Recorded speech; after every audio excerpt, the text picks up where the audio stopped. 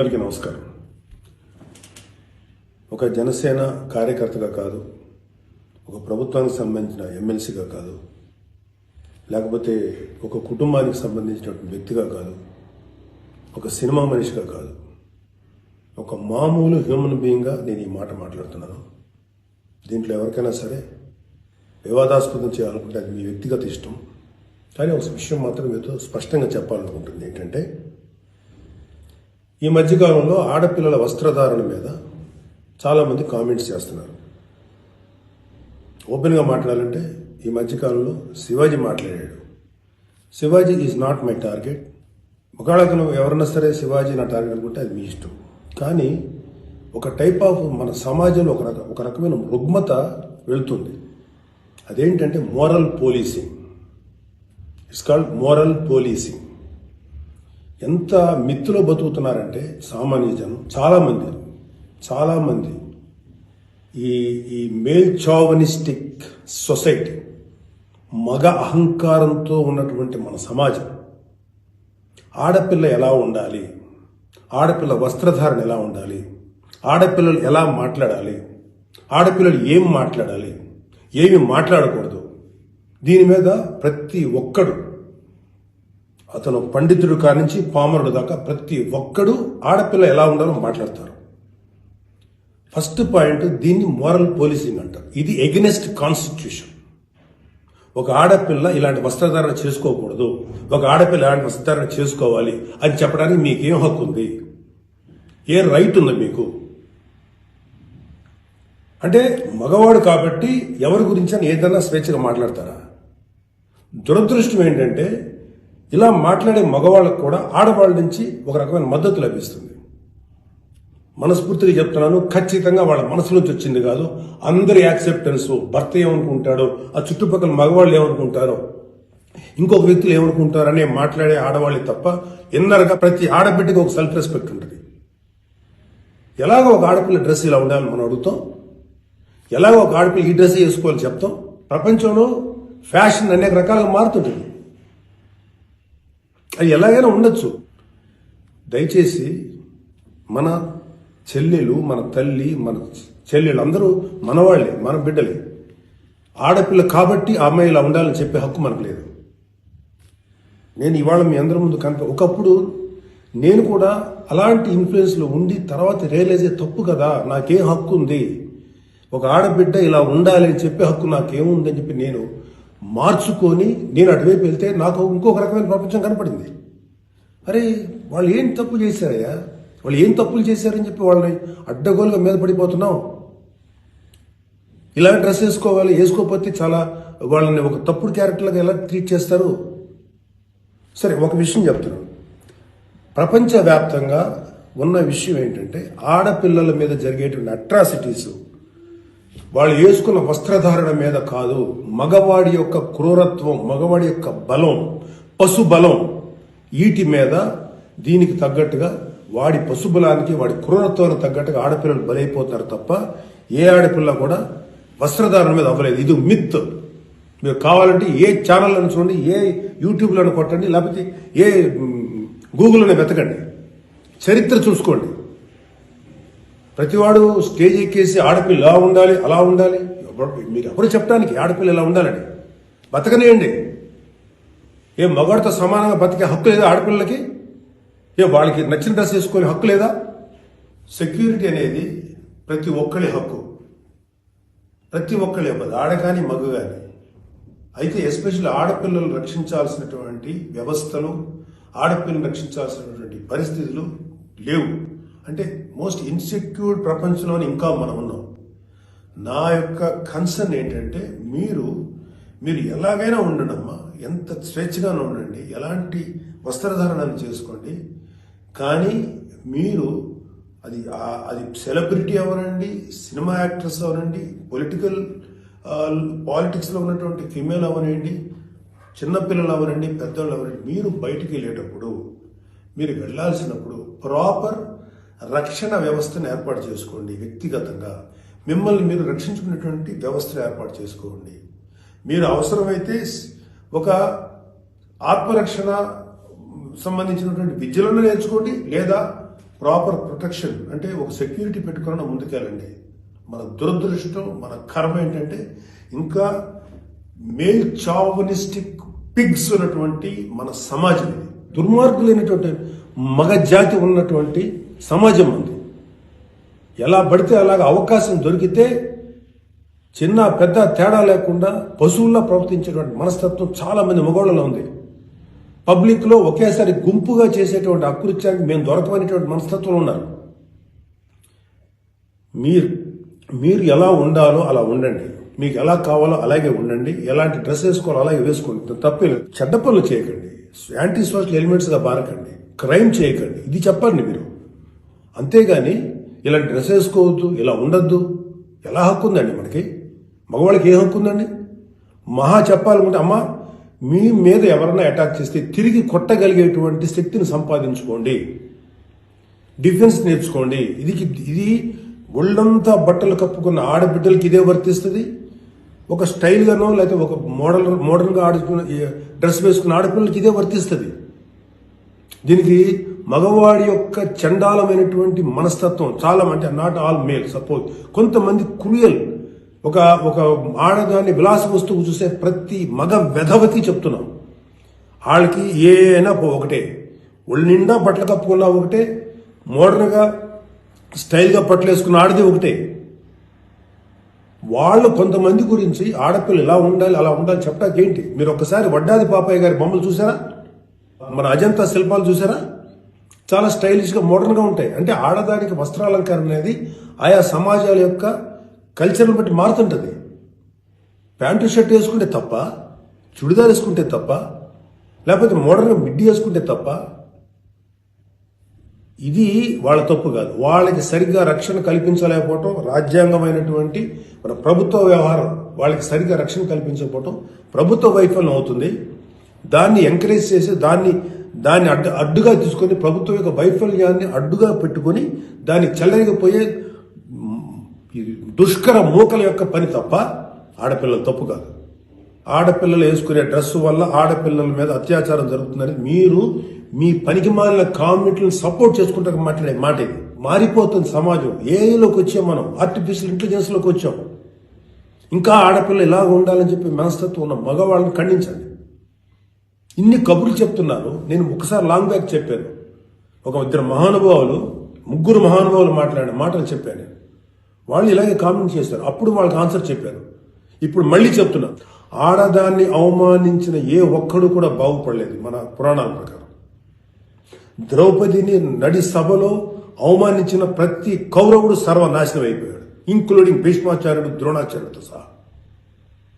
ఇప్పుడు నేను మాట్లాడినాక నాకు 100 కామెంట్లు పెడతారు మీరు, నాకు తెలుసు. అయినా నేను నా వాయిస్ ఓపెన్ చేయకపోతే తప్పు చేసినాను అవుతాను. చాలా మంది ఆడబిడ్డలు వాళ్ళు ఎన్ని బాధలు పడి ఎంత చేసి ఇలా ముందుకు వస్తున్నారు. వాళ్ళకున్న వ్యక్తిగత సమస్యలు ఉంటాయి. ఒక ఆడపిల్లకి సంబంధించినటువంటి ఎన్నో రకాల ఇష్యూస్ ఉంటాయి. అటన్నింటినీ కాదు అనుకుని సమాజం గురించి బతుకుతున్నారు.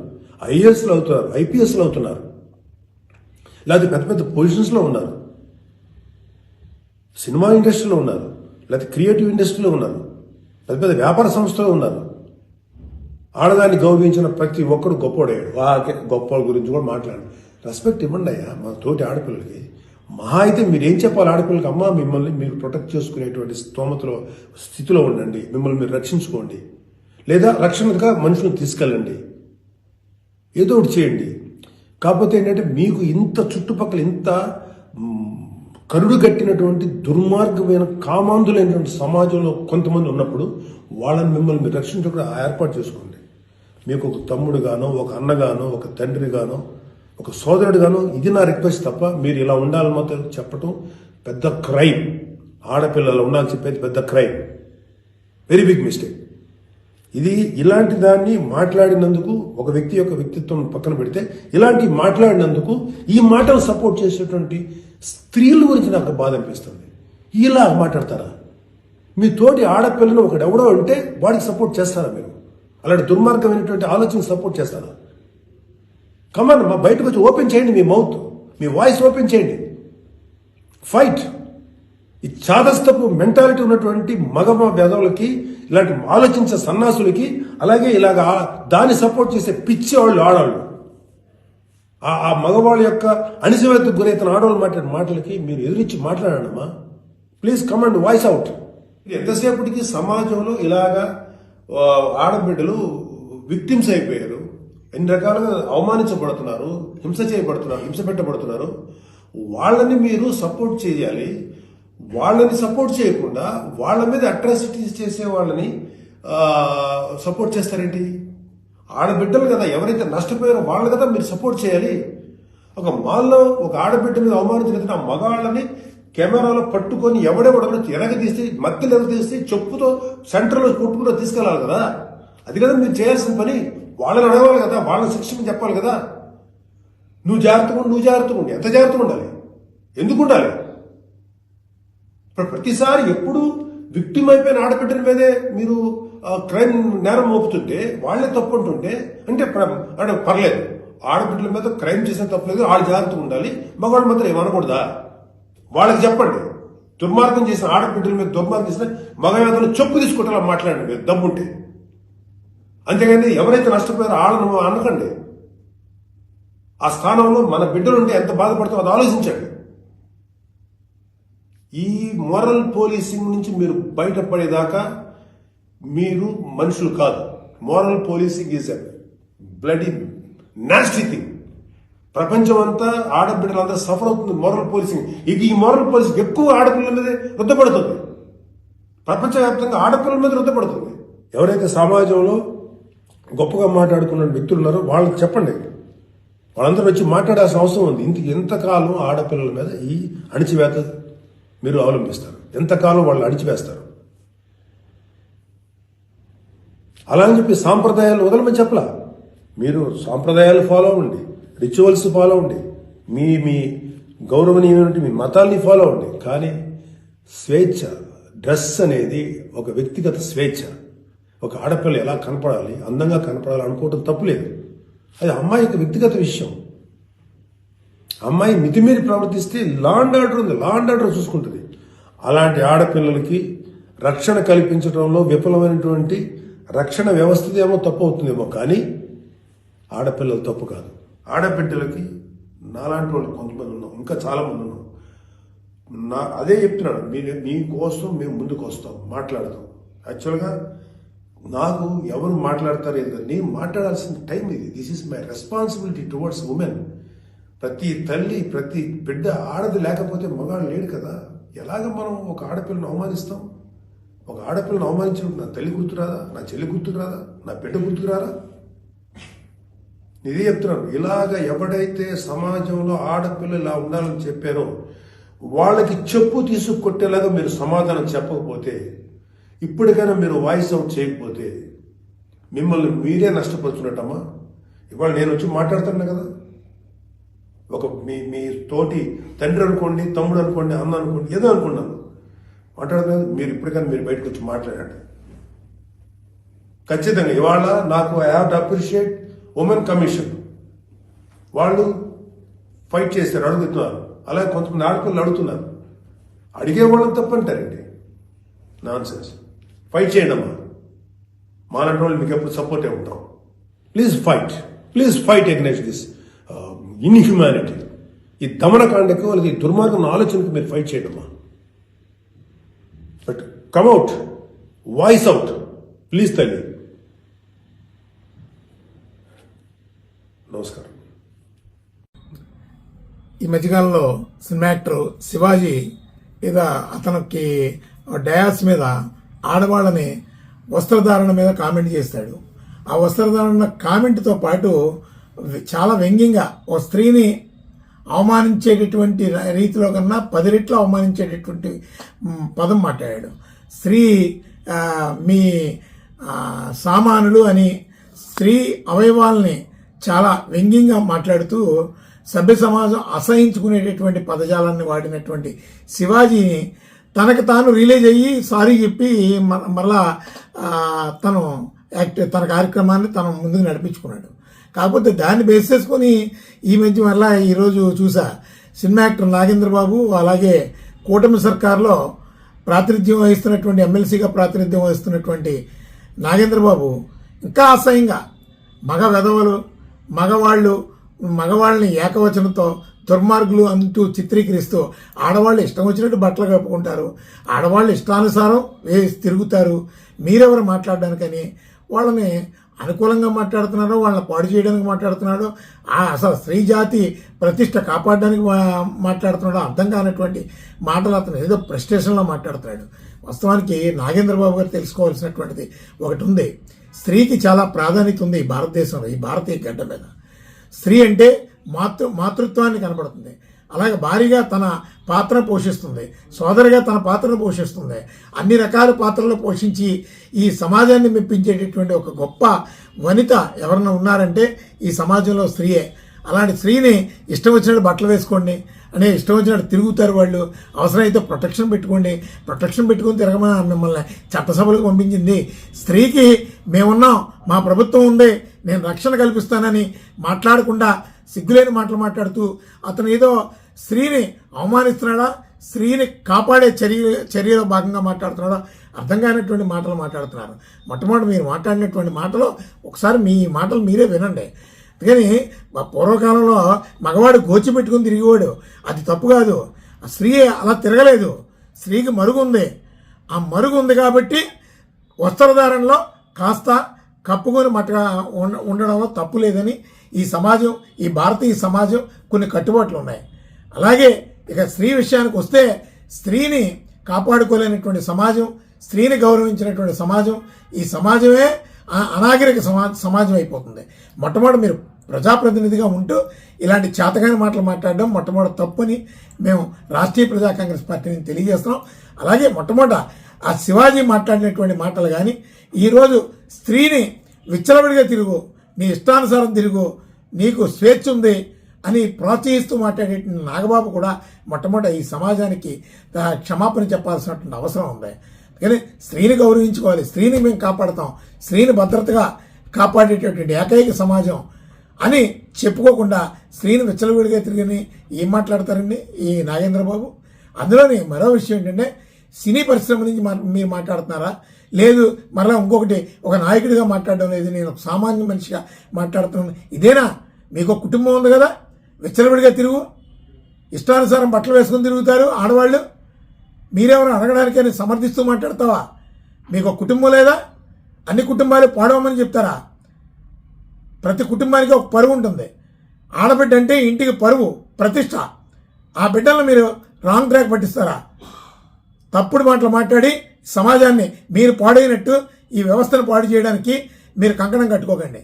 కానీ శివాజీ మాట్లాడినటువంటి మాట స్త్రీ అవయవాలను సామాన్యాన్ని సంబోధించడం ఎంత తప్పో, నువ్వు స్త్రీ విచ్చలవిడిగా తిరగండి, ఎలాంటి బట్టలైనా వేసుకోండి, మీకు రిస్ట్రిక్షన్స్ ఏమీ లేవని ఒక తప్పుడు సందేశాన్ని ఇచ్చినటువంటి నాగబాబు కూడా ఈ జాతికి క్షమాపణ చెప్పాల్సిన అవసరం ఉంది. మా వెర్షన్ ఒకటే, స్త్రీని కాపాడుకోవాలి. స్త్రీ అంటే కుటుంబానికి పరువు, ప్రతిష్ట, ఈ సమాజానికి ఆదర్శం. అంత గొప్ప ప్రతిష్ట స్త్రీకి, మాతృత్వానికి ఉంది. అలాంటి స్త్రీని కామెంట్ చేయడం ఎంత తప్పో, స్త్రీని తప్పుడు దారిలో ప్రయాణించండి అని సూచించడం కూడా అంతే తప్పు. అందుకని మగవాడి వస్త్రధారణకి స్త్రీ వస్త్రధారణకి చాలా తేడా ఉంటుంది. స్త్రీకి ఒక మరుగు ఉంటుంది, మగవాడు కాస్త మరుగుని దాటి ప్రవర్తించినా తప్పు కాదు. ఇది అనాదిగా మనం అలవాటు పడినటువంటి ఒక సమాజం. కానీ నాగబాబు ఏం మాట్లాడుతున్నాడో అర్థం కాకుండా మాట్లాడుతున్నారు. దీని మీద చంద్రబాబు నాయుడు గారైనా స్పందించి అతనికి కాస్త క్లాస్ పేకండి. స్త్రీ పట్ల అంత చులకనగా మాట్లాడడం. అలాగే శివాజీ అనే వ్యక్తికి కూడా ఫిల్మ్ ఇండస్ట్రీ నుంచి కాస్త మందలింపు వెళ్ళాలి. సామాన్య ఏంటి, వాళ్ళ ఇంట్లో వాళ్ళని కూడా సామాన్యాన్ని సంబోధిస్తాడా? ఈ సమాజంలో ఆడపిల్లల అవయవాలని, సామాన్లను సంబోధిస్తావా?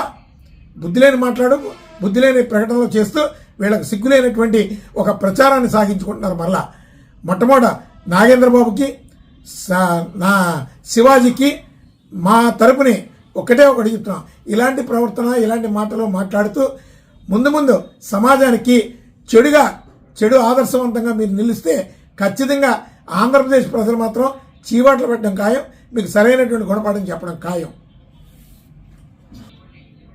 మీరు పాడవుతుంది కాకుండా ఆ స్త్రీ వ్యవస్థనే నాశనం చేయాలనుకునే కుటుంబ వ్యవస్థను నాశనం చేయాలనుకోవడం మొట్టమొదట ఈ శివాజీకి ఈ నాగేంద్ర బాబుకే జరిగింది. ఎందుకంటే ఆంధ్రప్రదేశ్లో ఉన్నటువంటి యావత్ మహిళా లోకం అలాగే కామెంట్లు పెడుతున్నటువంటి వాళ్ళందరూ కూడా ముందు శివాజీని ఈ నాగేంద్ర బాబుని ఖండించేటటువంటి కామెంట్స్ పెట్టాలి. మన ఆడబిడ్డలను మనం కాపాడుకోవాలి.